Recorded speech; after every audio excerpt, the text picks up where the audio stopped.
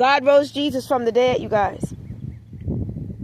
And I know this may not be the typical resurrection message because I didn't really go into depth about his crucifixion and his arrest in the Garden of Gethsemane and Judas Iscariot, his two-faced self-betraying father. But let me tell you guys something. Jesus is alive.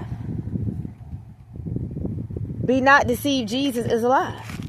And no matter what you're facing out there, Jesus will work it out if you let him. No matter what you're dealing with. Let's go to the book of Corinthians quickly. And this message is really not going the way I wanted it to go because of, the wind is blowing out here and cars are passing by and it's just distracting. I may come back with another message, and I know myself, so most likely I will. But this is just a little something to carry you over, a little slice of bread, I guess I could call it. I don't know, not to diminish what I'm doing, but let's go to Corinthians. It is because Jesus got up out of the grave that you have somebody you can pray to and ask him to do things for you. Because he got up out of the grave. The Bible tells me, this is what my eyes just fell on, you guys, because I didn't know where to go. In 1 Corinthians chapter 15, my eyes just rested on verse 14, which reads, "And if Christ be not risen, then is our preaching vain, and your faith is also vain. Yea, and we are found false witnesses of God, because we have testified of God that he raised up Christ, whom he raised not up, if so be that the dead rise not.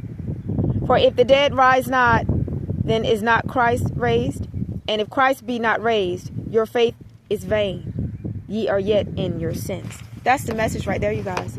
I'm going to let that be the message today.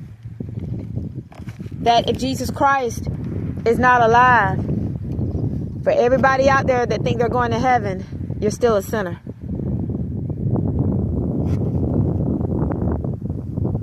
You better thank God that he raised Jesus from the dead.